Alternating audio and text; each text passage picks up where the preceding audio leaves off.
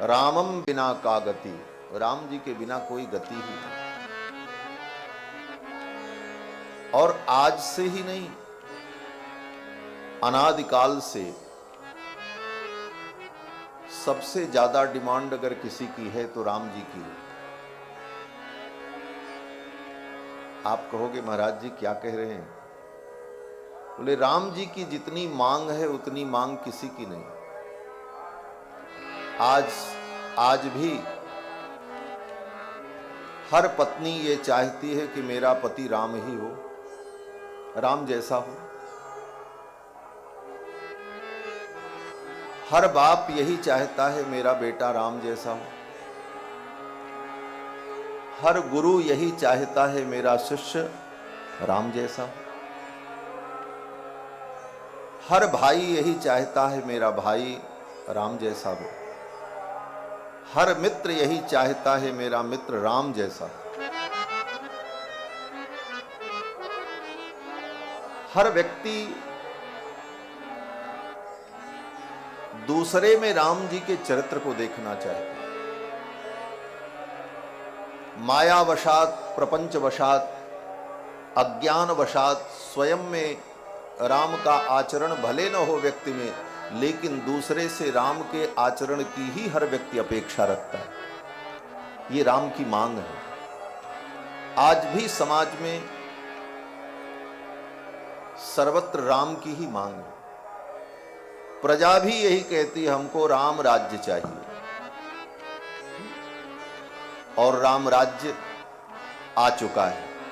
राम जी अयोध्या के सिंहासन पर विराजमान हो गए, यही राम राज्य है। राम राज्य की शुरुआत हो चुकी है। लेकिन ये राम राज्य तभी सार्थक होगा जब जन जन के हृदय में राम का चरित्र प्रतिष्ठित हो। इसीलिए राम जी के चरित्र की भी आवश्यकता है। केवल राम जी के चित्र की आवश्यकता नहीं। चित्र का मतलब मैं कागज के चित्र की बात नहीं कर रहा हूं। मूर्ति, विग्रह, प्रतिमा, स्टैचू, जो भी कह लो, राम जी के चित्र की आवश्यकता के साथ साथ राम के चरित्र की भी आवश्यकता है। और चित्र और चरित्र दोनों की जब प्रतिष्ठा होगी तभी पूर्ण राम राज्य की स्थापना होगी। राम जी के चरित्र की स्थापना लोगों में हो, इसका मूल मंत्र सत्संग है। आज भी कहीं किसी के अंदर राम जी का चरित्र, राम का आदर्श दिखाई पड़ता है तो कहीं न कहीं वह व्यक्ति सत्संग से जुड़ा हुआ है। तभी उसके जीवन में राम जी का चरित्र है, राम जी का आदर्श है। और आज के समय में सत्संग की आवश्यकता इसलिए भी है कि इंजीनियर बनाने के लिए, डॉक्टर बनाने के लिए तो बड़े बड़े संस्थान हैं, लेकिन मनुष्य बनाने के लिए कोई संस्थान नहीं बना आज तक। बोले महाराज मनुष्य बनाना पड़ेगा। मनुष्य तो पैदा ही होते हैं, बनाए थोड़ी जाते। बोले मनुष्य पैदा नहीं होता,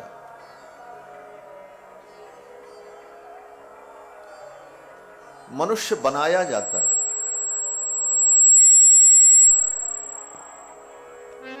और मनुष्य बनाने का तरीका क्या है? बोले जिसके अंदर मानवता की प्रतिष्ठा हो वही मनुष्य। 2 हाथ 2 पैर और बोले चाले, कपड़ा पहने, चले फिरे, वो मनुष्य। बोले ये मनुष्य की परिभाषा नहीं है। ऐसे राक्षस तो बहुत डोल रहे हैं दुनिया में, जिनसे दुनिया अशांत हो रही है। कारण बोले उनके अंदर मानवता नहीं। और मानवता की प्रतिष्ठा करने के लिए ही प्रभु श्री राम का अवतार हुआ। और राम जी ने अपने आचरण से मानवता की प्रतिष्ठा की, और आज भी उनका चरित्र मानवता की प्रतिष्ठा का मूल मंत्र है। इसीलिए आज भी रामचरित्र की प्रासंगिकता है। लोग कहते हैं 9 लाख वर्ष पहले राम जी हुए, वो इतिहास है, कहानी है, कथा है, हो गई बात। बार बार उसकी चर्चा, बार बार उसका विचार, बार बार उसका संचार, बार बार उसका प्रचार क्यों आवश्यक है? कहते हैं इसीलिए आवश्यक है कि अब राम जी तो बार बार अवतार लेकर के हमारे आपके बीच में आकर के कुछ करके दिखाएं, कुछ करें, ये संभव नहीं है। लेकिन राम जी का चरित्र तो अनंत काल तक, जब तक इस धरती पर गंगा जमुना सरस्वती रहेंगी, तब तक राम जी का चरित्र मानव मात्र को उपदेश करता रहेगा और मानव मात्र को नैतिकता के पथ पर चलाता रहेगा। यही रामचरित्र की उपयोगिता है। श्री रामचरित्र के महान उद्गाता महर्षि वाल्मीकि, जिन्होंने भगवान श्री राम के राज्य काल में ही रामायण को लिखकर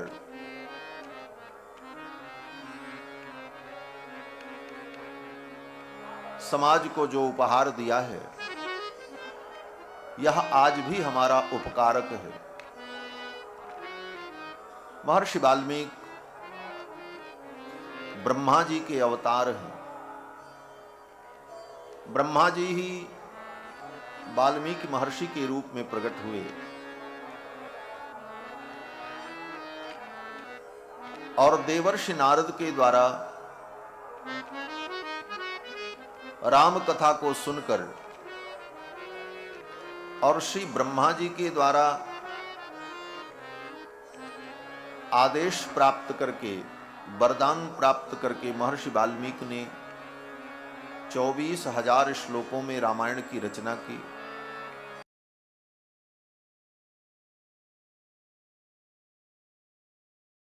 वेदावतार है। वेद भगवान ही महर्षि वाल्मीकि के द्वारा रामायण के रूप में अवतार लेते हैं। जैसे भगवान ने दशरथ जी को निमित्त बनाया और अवतार लिया। भगवान ने देवताओं से कहा, मैं दशरथ जी का बेटा बनकर के प्रकट होऊंगा। कश्यप अदिति महातप कीन्हा, तिनकहु मैं पूरब बर दीना, ते दशरथ कौशल्या रूपा, कौशलपुरी प्रगट नर भूपा, तिनके गृह अवतरिहं जाई। कौशलपुरी में मैं दशरथ जी का बेटा बनकर के प्रकट होऊंगा। और भगवान 4 रूपों में अयोध्या में प्रकट हुए। कृत्वात्मानं चतुर्विधं पितरं रोचयामास, तदा दशरथं नृपम। राजा दशरथ को पिता बनाने की भगवान ने रुचि प्रकट की। रोचयामास क्यों? बोले दुनिया में और कोई अच्छा नहीं लगा राम जी को, दशरथ जी ही अच्छे लगे। पितरम रोचयामास, बोले भगवान की रुचि तो यही थी कि मैं दशरथ जी का बेटा बनूं। यद्यपि पृथ्वी पर बड़े बड़े धर्मात्मा राजा थे, श्री जनक जी महाराज परम धर्मात्मा थे, महाराज कुशध्वज परम धर्मात्मा राजा थे, और भी अनेक प्रतापी राजा थे। महाराज अंग थे, अंग देश के राजा महाराज रोमपाद, वो भी धर्मात्मा थे। लेकिन श्री दशरथ जी को ही पिता बनाने की भगवान ने रुचि प्रकट की। पितरम रोचयामास, तदा दशरथम नृपम। दशरथ जी को पिता बनाने की रुचि भगवान ने इसीलिए प्रकट की कि दशरथ जी महाराज का कुल परम वैष्णव कुल है। वैष्णव का मतलब भगवान का भक्त।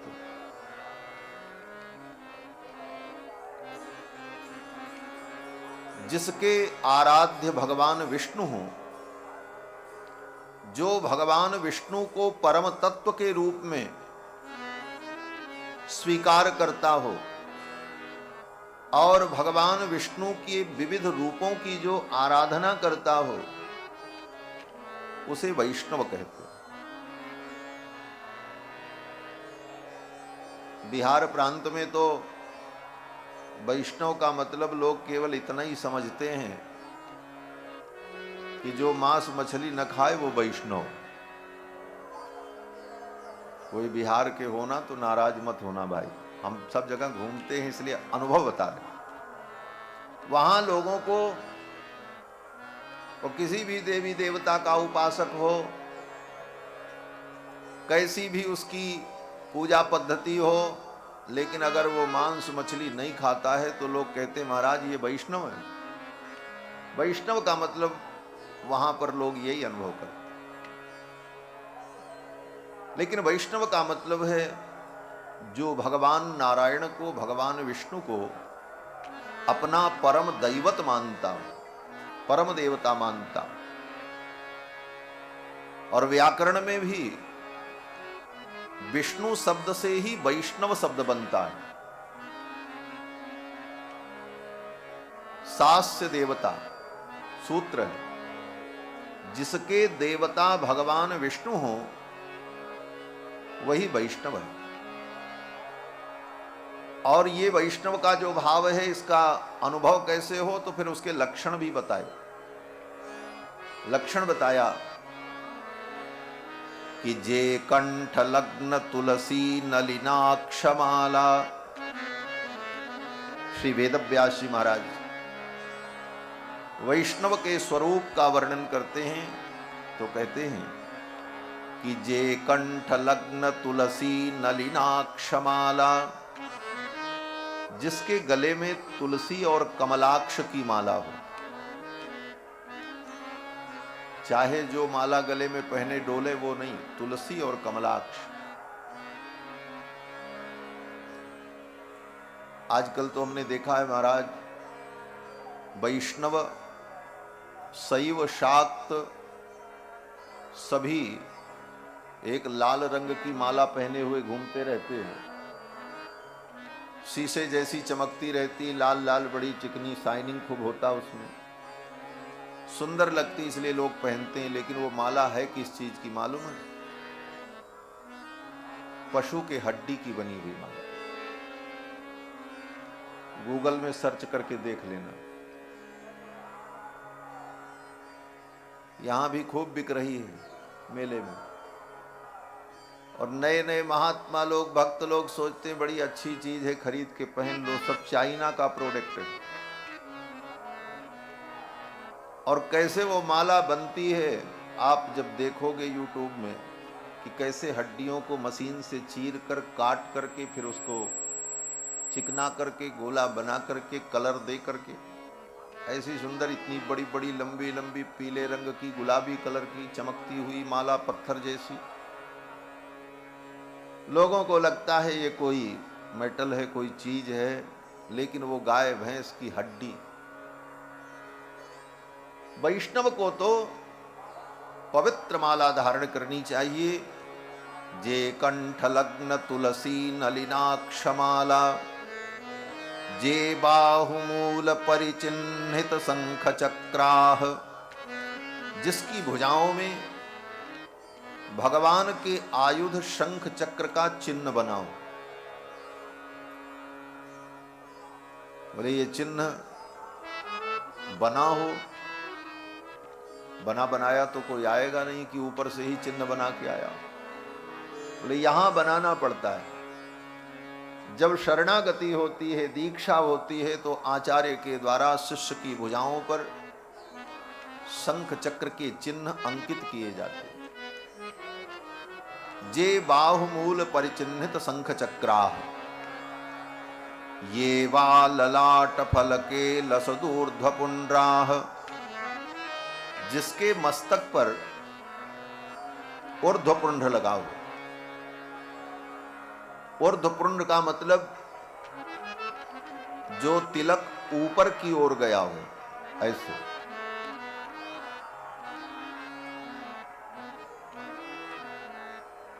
ते वैष्णवा, वो वैष्णव है, वो भगवान के भक्त हैं। भुजाओं में शंख चक्र के चिन्ह, मस्तक पर ऊर्ध्वपुंड और गले में तुलसी और नलिनाक्ष की माला, वो वैष्णव है। जिसने भगवान को अपना दैवत माना, सर्वस्व माना, वो वैष्णव।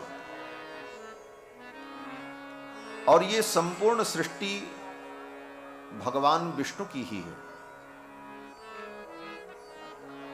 क्योंकि भगवान विष्णु से ही संपूर्ण सृष्टि प्रवर्तमान होती है। इसीलिए आज भी जब संकल्प करते हैं, कोई भी कर्म का अनुष्ठान का संकल्प होता है, तो पहले यही कहते हैं, विष्णुर्विष्णुर्विष्णु श्रीमद्भगवतो महापुरुषस्य विष्णोराज्ञया प्रवर्तमानस्य। महापुरुषस्य भगवतः विष्णोराज्ञया प्रवर्तमानस्य। ये संपूर्ण सृष्टि जो प्रवर्तमान है, चल रही है, ये किसकी आज्ञा से, किसके आदेश से सब काम चल रहा है? समय पर सूर्य भगवान प्रकट हो जाते हैं, समय पर अस्त हो जाते हैं, समय पर ठंडी आ जाती है, समय पर गर्मी आ जाती है। इस ब्रह्मांड में, ऐसे ऐसे अनंत ब्रह्मांड में अनंत अनंत ग्रह पिंड बिना किसी रस्सी डोरी जंजीर के आकाश में तैर रहे हैं। ये पृथ्वी कहीं बांध के लटकाई थोड़ी गई, आकाश में तैर रही है, शून्य आकाश में। सूर्य, चंद्रमा, मंगल, बुध, बृहस्पति, ये बड़े बड़े ग्रह मंडल, निहारिका मंडल, ये सब शून्य आकाश में अपनी अपनी कक्षाओं में भ्रमण कर रहे हैं। कौन नियामक है? सबका प्रवर्तन कौन कर रहा है? प्राणी पैदा हो रहा है, समय पर मृत्यु उसके सन्निकट पहुंचकर उसका अंत करती है। एक सेकंड भी लेट नहीं करती, मृत्यु अपने समय पर उपस्थित होती है। ये सब वेदों में कहा गया है। मृत्युर्धावति पंचमः मृत्युर्वै उपसेचनम। काल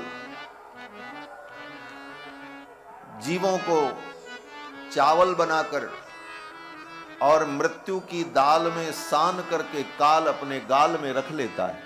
यही वेदांत में कहा गया, मृत्युर्वयस्युपसेचनम। मृत्यु जिसका उपसेचन है, उपसेचन माने सूखी चीज खाने के लिए थोड़ी गीली चीज चाहिए।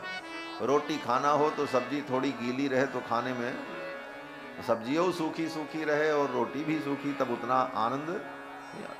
चावल खाने का मन है लेकिन कोई गीली चीज हो, छोला हो, दाल हो, कोई गीली चीज हो तब खाते बने।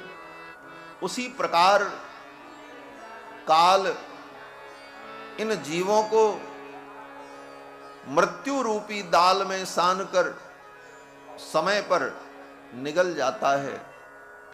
यह सृष्टि की जो व्यवस्था सब कुछ चल रही है, ये कौन चला रहा है? बोले सबके नियामक भगवान विष्णुर्विष्णुर्विष्णु श्रीमद्भगवतो महापुरुषस्य विष्णोराज्ञया। भगवान विष्णु की आज्ञा से सब कुछ प्रवर्तमान है। कहने का भाव कि वे भगवान श्रीमन्नारायण, भगवान विष्णु, उनकी जो भक्ति करता है वो वैष्णव है। और वही भगवान श्रीमन्नारायण श्री राम के रूप में अवतार लेते हैं। वही भगवान श्रीमन्नारायण कृष्ण के रूप में अवतार लेते हैं। वही भगवान नरसिंह के रूप में अवतार लेते हैं। वही वराह के रूप में अवतार लेते हैं। एक श्रृंग वराहस्त्वम। ब्रह्मा जी ने स्तुति करते हुए, राम जी की स्तुति करते हुए कहा आप ही कृष्ण हो, आप ही नरसिंह हो, आप ही वराह हो। अर्थात भगवान के जो भक्त हैं उन्हीं को वैष्णव कहा।